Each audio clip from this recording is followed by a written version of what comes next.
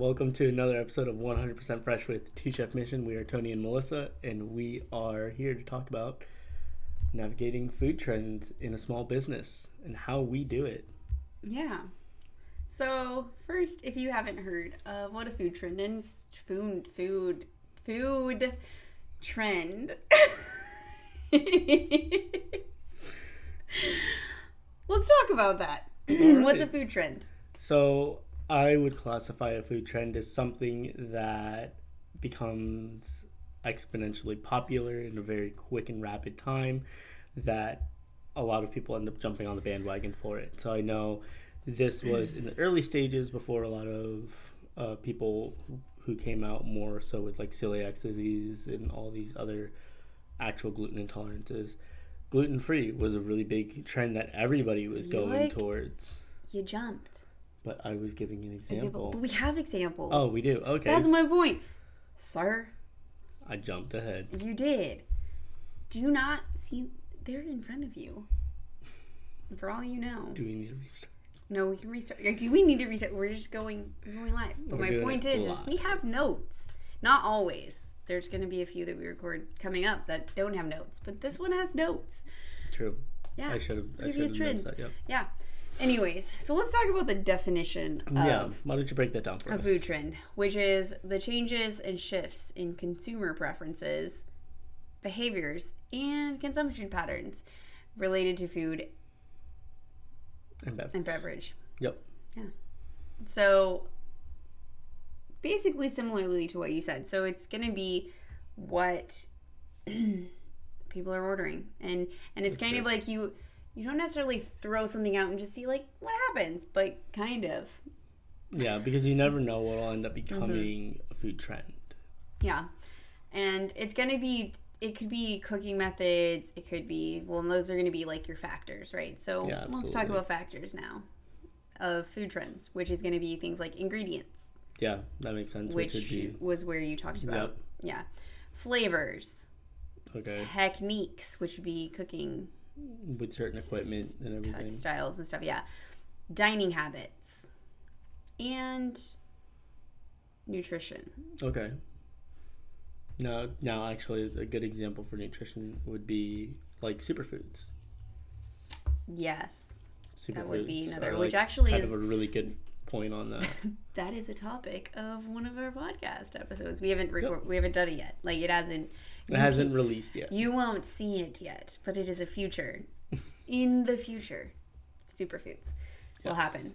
So why don't we talk about some previous trends that may have come out? Like I already jumped the gun a little bit and talked about gluten free as one. Mhm. And that one actually I didn't write here, but that is definitely a trend and it is continued. But it has also not just continued.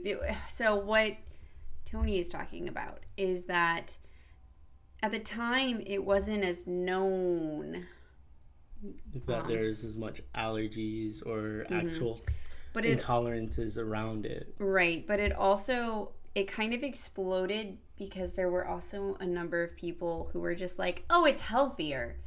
And it's really only healthier Yeah. if you're having a gluten intolerance or celiacs. Right. Like if you don't have it, it's really not healthier. Like just eat food. Exactly. So like it was this idea of like, oh well, gluten-free brownies are better than regular brownies. No, they're not. They're both brownies. They both still have dessert. sugar. They Both still dessert. have right, and they still Right. have all the sugars and everything that Mhm. that are in it. So it's just a brownie with a different base, really. Yes. Like so that was what you were talking about. Yes, But that's what I got into. some other trends are sous vide, Yeah, which is a cooking method. Yep, that'll be Su- one of the techniques. Sun-dried tomatoes. That's an That was big in ingredient. like the 90s. Yeah, that falls under ingredient Mhm. factor. Some different products. Snapple was like a huge thing. Snapple still exists, but it was like massive in the 90s. I remembered hearing about Snapple and Mhm. maybe seeing a couple ads on TV, but it wasn't necessarily a big thing that we really had in the house. So I didn't really have Snapple There until was, like like- I got older and I started buying it myself. And that I only Mhm. bought it just to try it. There was a summer that like my brother he was all about Snapple. Really? Like, it was crazy. There was so much Snapple. So much Snapple Which is why I was everywhere. like, I'm going to write that one down only because I remember Yeah. there was crazy. Yeah. Blackened fish Oh yeah. is also a huge trend that happened. And that one was brought, I believe, by like Paul Prudhomme. It was Yeah, a yeah, big yeah. one. And still today, there's still blackened fish Oh on yeah. menus and things like that. So it is. Um, So the whole point of a trend is that it's not a fad. yeah. So a trend is going to continue on, Yes. And it's not right? just going to be like kind of a flash in the pan of it, Mm-hmm. something being like really popular and then in, 3 to 6 months It's or done. whatever amount of time it'll just disappear and Yeah. dissipate. So you can still see certain things within this on menus today. Like good Um, example would be molten chocolate lava cakes. yeah. You still see them All over the place. pretty much everywhere. Mm-hmm. Well, Uh, not everywhere, but like your staple like mhm. restaurants that are gonna be more Americana sort of zone. Yes. Yeah, that's true. Mm-hmm. Or like the eclectic ones where it's like lots of things on the menu of Yes. like all varieties, but not your main restaurants where they're going to be themed, right? Right. So, that and then there was another one, the fat free everything where it was Oh like yeah.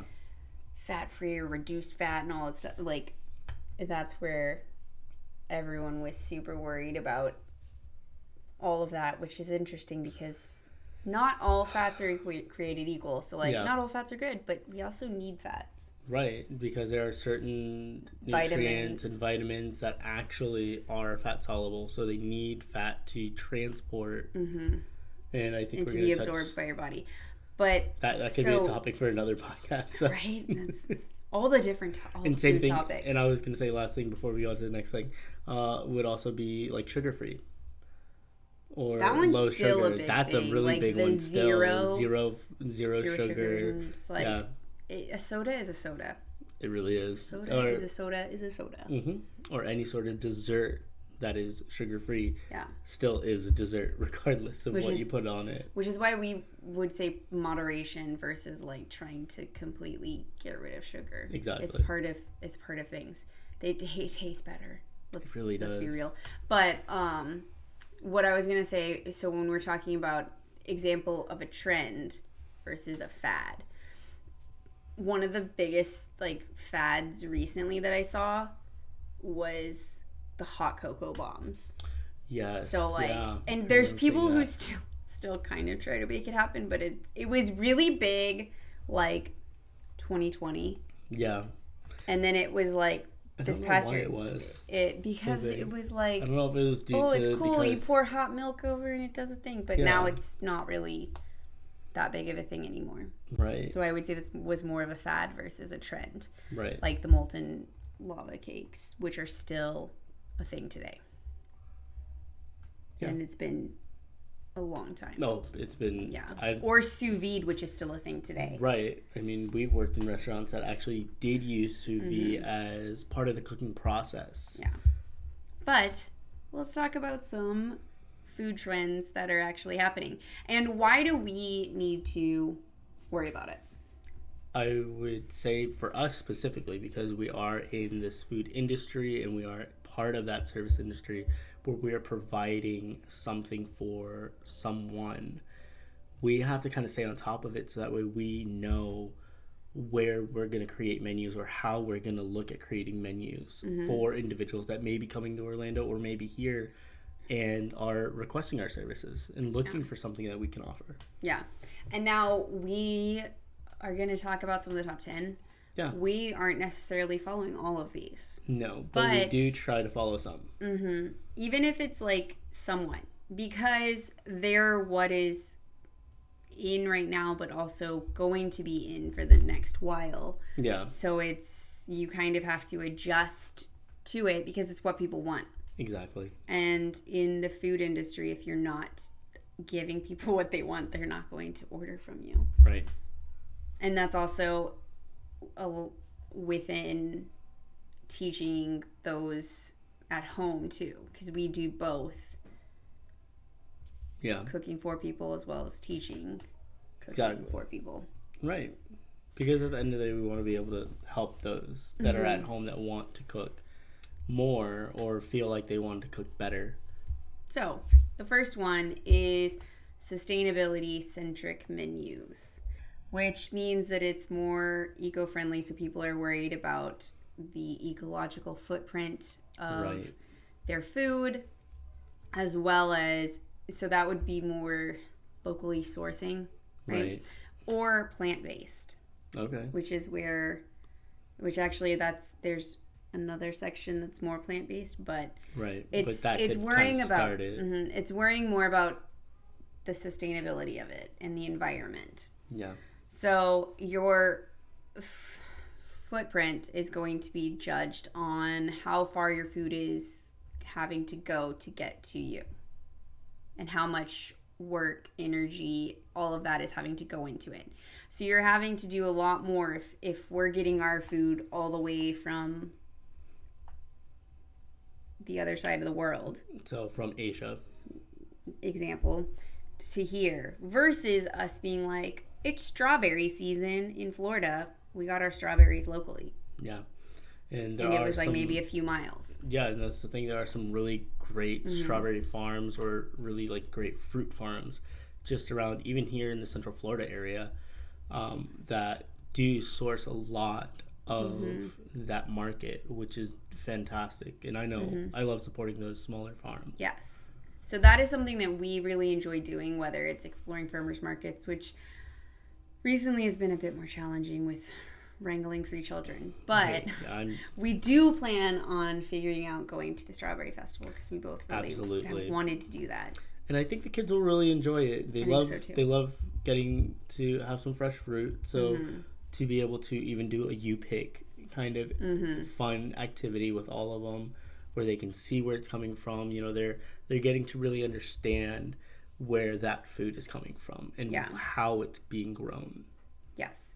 So number 2 is functional and moon boosting foods. And this has actually gotten big over the past few years, where the like green drinks, having Yeah, your greens, your what, the turmeric antioxidants. shots Yeah, and yeah, things yeah. like that. So like all like juicing, everything like that has become very big. And it's not just about your basic nutrition; it's about more immunity and things like that. Right. Now, do you have kind of an idea or speculation of where that may have started? Why it started becoming so much more of a trend?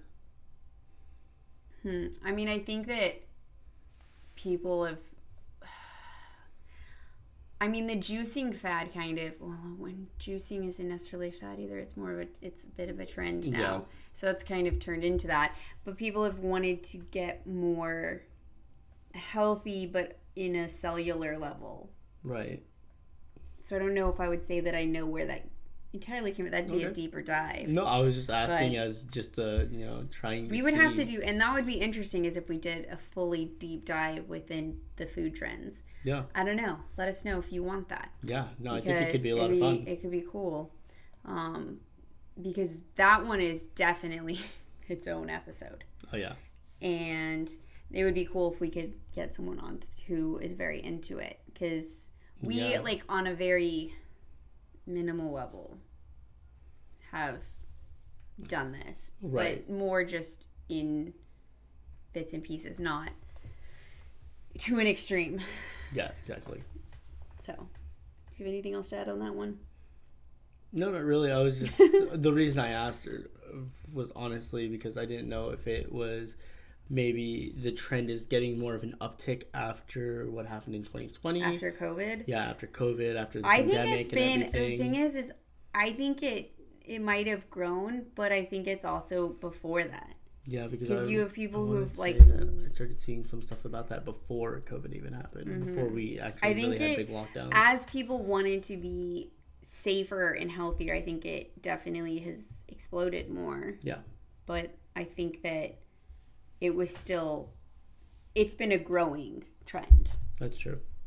The next one is, this one I would say has been a trend for quite a while. It's global fusion flavors. So you're taking unique combinations of different areas around the globe Right. and fusing them together, which has been a thing for Forever. yes. But we actually really enjoy this one because we like to have fun with food, and This gives us it gives you that creativity to play around I with was it. about to say, it gives that unique perspective and gives Mm-hmm. that ability, like you said, that creativity where we can actually, combine things that normally wouldn't be combined. Like Mm-hmm. in this off the top of my head, not something that we've done, but let's say it's Japanese fusion with like Colombian cuisine, Hmm. and you make something like an empanada or a hand pie, whatever you want to call it, and it's kind of geared toward having some flavors of Japan in it.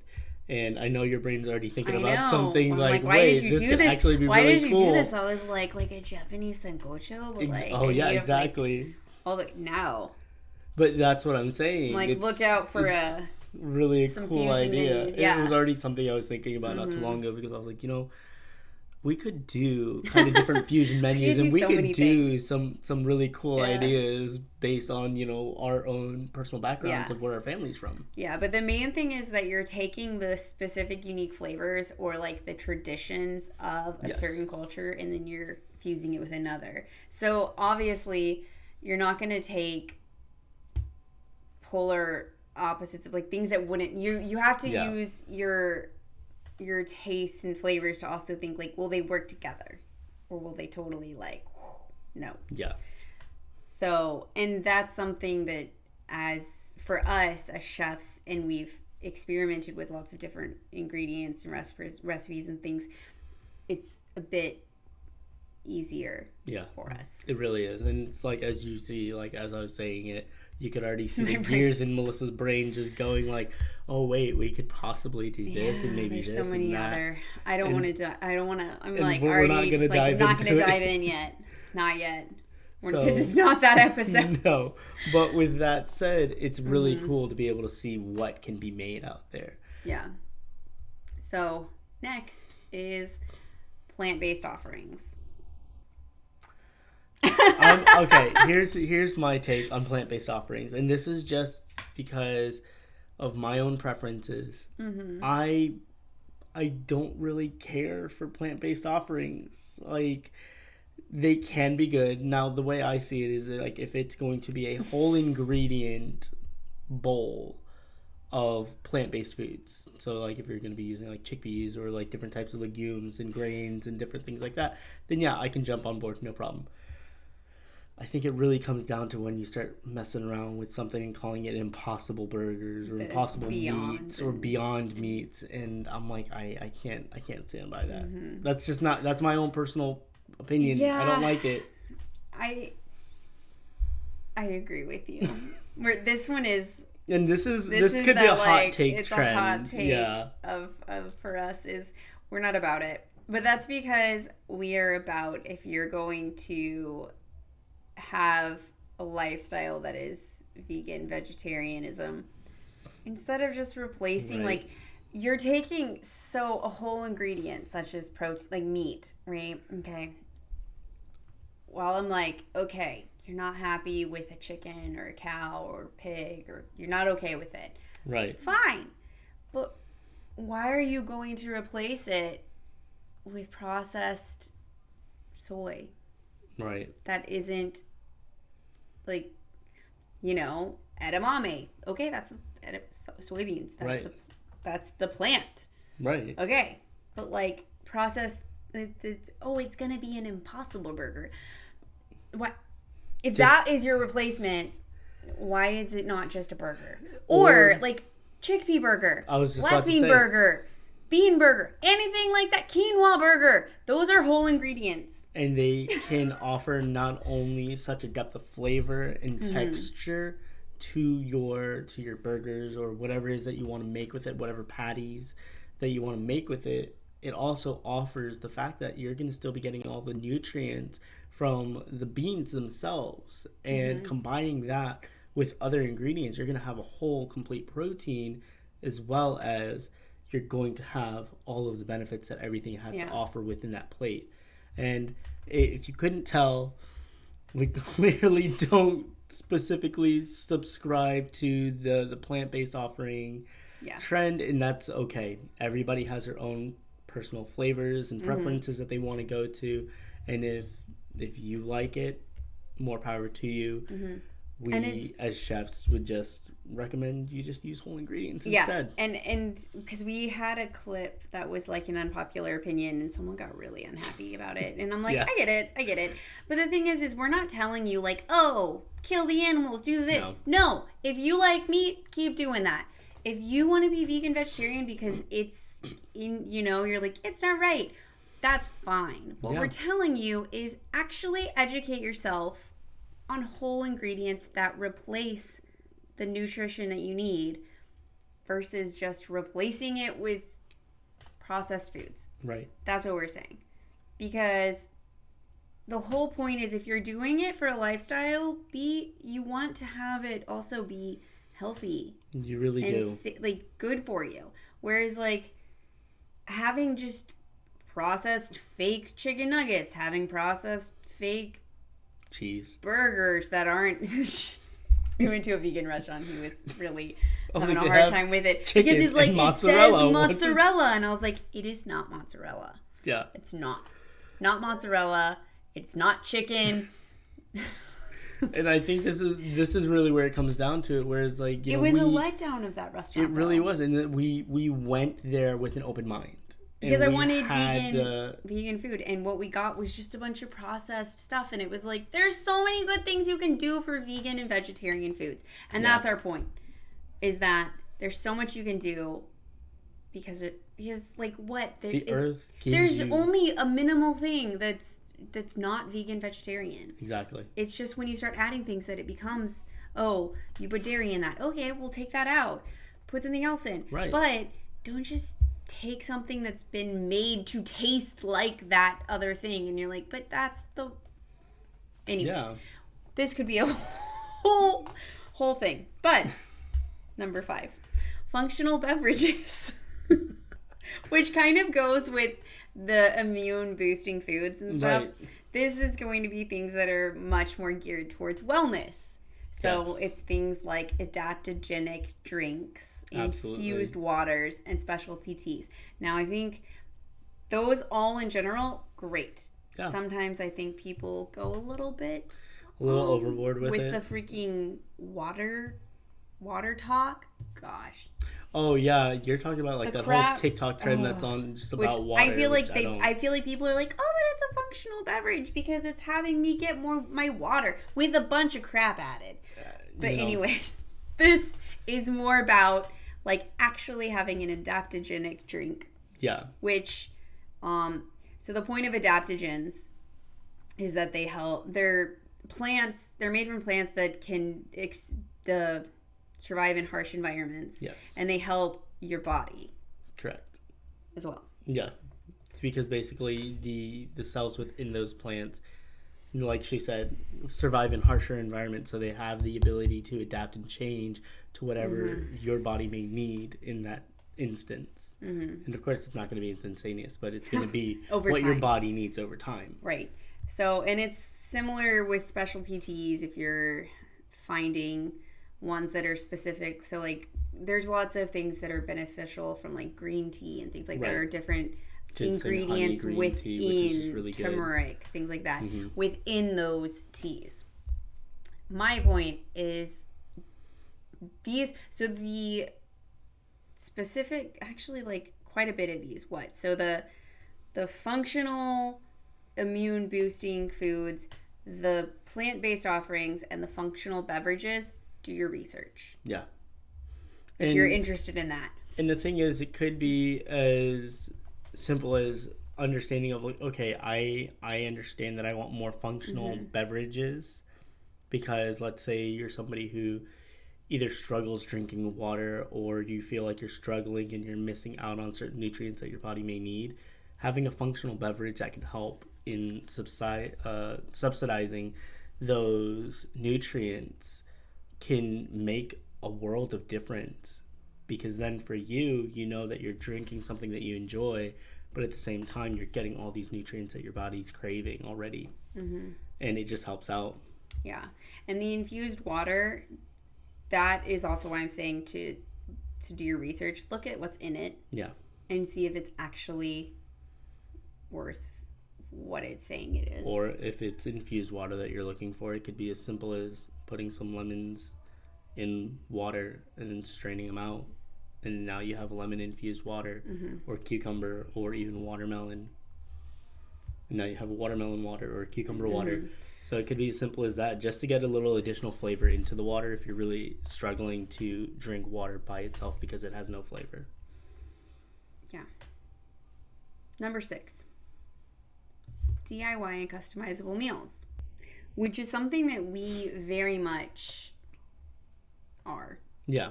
Because while we are not a meal kit, we customize our dining experience for our clients all the time. Whether it's for restrictions, for allergies, for their schedule, for their specific wants and needs, for their event. Absolutely. And that could be within the us cooking for them realm, or in the I need this type of meal plan realm. Right. Because we are able to personalize the menus, the plans, the recipes, the dishes to our clients' needs. Absolutely.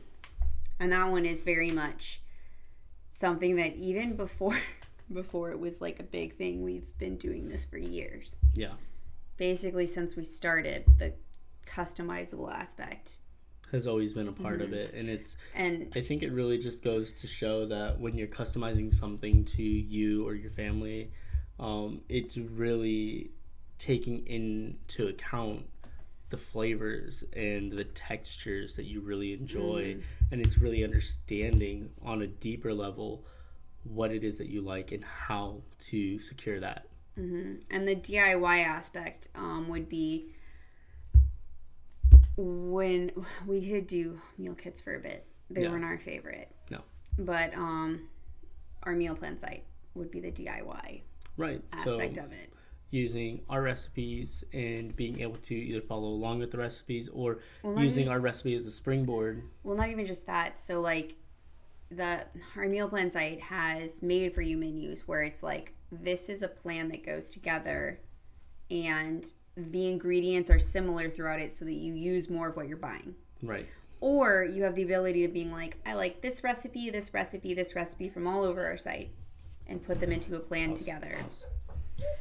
But that way you really get to decide how the meal plan is going to work for you, whichever best fits, whether it's the ones that are made for you so that you use more of your ingredients and might have similar theming, or ones that you get to build on your own. Exactly. So all great points. So the next one is bold and vibrant colors, which is a lot more on aesthetically pleasing. So those are going to be your Instagrammable meals where you're going to see such beautiful big colors popping out. So it's going to make the whole dish really eye-catching. Which makes me think of the the different crudité boards and stuff like that, or those crazy shakes that had the cake slices and all the crap on top of them. Right. They're really pretty, but and one of the things that we do a bit of this, but in the sense of trying to add in color from our produce. Right, so it's functional color. It's functional, but it also tastes good. Yes. So this one I feel could easily go into that. It's aesthetically pleasing, but does it taste good? And there's actually a charcuterie place that does different cheese boards that I'm like, they look so pretty. I want to try it. Yeah. But I'm also like, am I going to try it and be let down? Right. And I think that's one of the biggest things when you're looking at really aesthetically pleasing types of meals, that they look so beautiful. But the problem is are you going to be let down because maybe the flavor's not there? It's just that curiosity. Like the example, this charcuterie board. Yeah, because they look really cool. But I also I'm gonna try it one day. I have to figure out. We'll make a reaction. It's podcast or video or something to it. Yeah. But that one has been a big thing. Yeah, because And I you'll mean, at the end of the day, everybody loves eye-catching flavors, eye-catching colors. and you'll see that one a lot on like you said, Instagram, Pinterest, those Definitely type of Pinterest, things. yeah. But yeah, so Because those are really visual sights. And the thing is, like, you eat with your eyes first, then you're gonna eat with your nose, and then your ears, and then everything in ultimately your your mouth. ears. Yeah, your ears, because Oh if you're my hearing it, gosh. like, so perfect example is if you're at a restaurant and they have something on a really hot plate and you're hearing it sizzle, like if it's on a That's skillet very and you hear it, specific, yeah, I but know it is, yes. but you hear it and you're like, ooh, that sounds But delicious, I want it. but the point is that if it's going to be bold and vibrant within color, that it also tastes good. Yes, absolutely. 100%. Yeah. And the next is going to be ancient grains and heritage, if I could talk, ingredients. So things that are more traditional in heirloom variations. Okay. Yeah. I would also say that this kind of comes into play with, is it homesteading? I believe it Where is considered people, that's homesteading. actually grown a lot. Yeah, Not necessarily that more people are doing it. I think it's just that because of social media, they've been able to share more about it. exactly. So people are able to see more, so they're able to kind of more understand, this kind of trend that is. Um, yeah, just ancient grains and heirloom items. You're like, believe It's not. quinoa I was falls like, it's into not the. necessarily a trend that I follow. It's not a trend that either of us have followed. It's that would definitely be one of those like dive into explore Right. more of. So then, would you classify an heirloom tomato in this trend? I would think I so would think so too. because That you was my have to thought. use specific seeds and Exactly. varietals to be able to have an heirloom Yes. tomato. I'm also pretty sure that quinoa falls into an ancient grain. Yeah, actually, I think it does. Yeah. Which But quinoa is which fantastic. quinoa wasn't a big thing. That one was, I believe, also a trend because it wasn't a big thing, and then it was like, bam, quinoa. Yeah, quinoa is fantastic though. Yeah, it is, and it's a complete protein. The more you know. Yep. The next one is zero waste cooking. So that is something that we really, I'd say, subscribe to and try to follow as best we Yeah. can. Just so that way we're getting the most amount for the spend that we do on our ingredients and to ensure that the food isn't going to waste. Yeah. And it's not necessarily so like there are people who do complete zero waste cooking and it's pretty Yes. cool. And very interesting. Yeah. We are minimal waste. Yeah. But that is also we try to help different families go minimal waste too because a lot of it is well the packaging and all of that creates waste. The hard thing is that I'm pretty sure we've all found ingredients in our fridge that we're like, oh, that's dead. Yeah. Forgot about that. The whole point is to actually remember and utilize what you're buying. Because one, it's less waste. And two, you already spent money on that. So you're utilizing what you spent and not having to re-buy so that you're saving money in that aspect. Exactly. And yeah, I think we touched on the main points of that. Yeah. But, and that kind of falls into what we were saying with our made for you menus, where it's trying to utilize what you're buying. Exactly. So that way you're getting as close to, or at least you're going down more to a minimal waste, as opposed to wasting in a larger amount or excess. Yeah. So you're not buying like a thing of soy sauce and using a teaspoon. Yeah. And then you have this like whole thing. Yeah. Because that is kind of annoying because then you have like bottles of all the random condiments, right?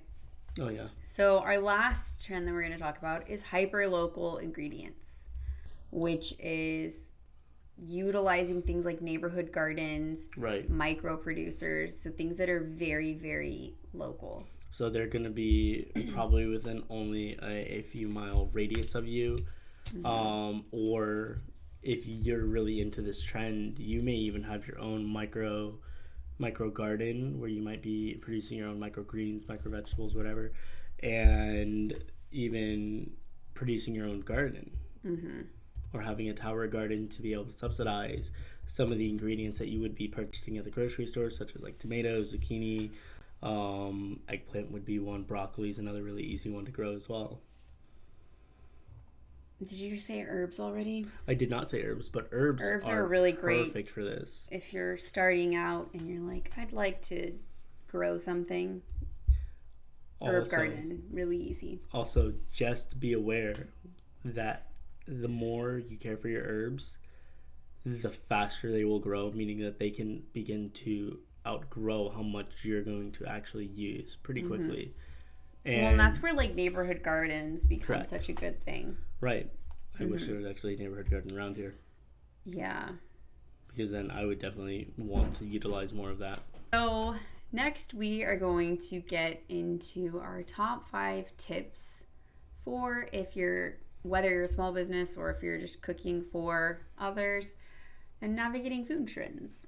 Yeah, and I think these top 5 tips are really going to be useful so that way you can get a better understanding of what type of trend you may be looking into or going into Mm-hmm. and really getting the best out of it. Yeah. So number 1, stay informed because trends change, new Yep, trends come up.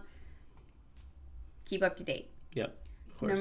Number 2, know your audience because not everything is going to fit in. We proved that through talking through these, and some of them we've done, some of them not so much. Exactly. And it could also be something as simple as if you're trying to do more of a plant based diet, but the rest of your family is not really on board for it. That's kind of the easiest example on knowing your audience. Mm-hmm. Next, experiment and test because it's kind of going to be a hit or miss as you go through them and you're like, maybe this would work. It might or it might not. Yeah. And you might be about it and you also might not. So, Yeah. It's all about experimenting to understand mm-hmm. what ultimately is going to be the fit for you. Number 4, adaptability is key, which means that trends are going to change. Just Mm-hmm. like staying informed, be ready to shift. Adapt. Mm-hmm. Be flexible with understanding that things are going to change. They could be one thing this week, another thing next week. If you're really wanting to stay on top of that trend, Mm-hmm. be flexible. And finally, balance authenticity with trends. So, for instance, plant-based offerings. Certain aspects, sure. Impossible and beyond, no. For us. Yeah. And that's us being authentic to ourselves. Right. And honestly, again, it could be a hot take. There could be many people out there who think, no, Impossible and Beyond Meat, those are so integral to being plant based. Not really, but that's okay if that's how you feel. That is your opinion, and this is our opinion. Exactly. So don't do a trend if it's like, ugh, that feels terrible and not me. Right. Don't do it. Listen to what you know is true with yourself. Mm-hmm. So ultimately, really be authentic to yourself. Yep. And yeah, I think that's about it. And that covers it all. Well, we're so happy that you guys are here. All of these trends are really fun to be able to navigate. Mm-hmm. Some things, not really our cup of tea, whereas you heard. But definitely, we'd love to see you. We'd love to see more of you guys. Yeah. So if you liked this episode, give us a follow on the podcast, on our website, wherever you're watching us. Like and subscribe. Maybe share it with a friend because this is what we love getting to do is to hang out with all of you and talk about food. Exactly. So until next time, keep it 100% fresh.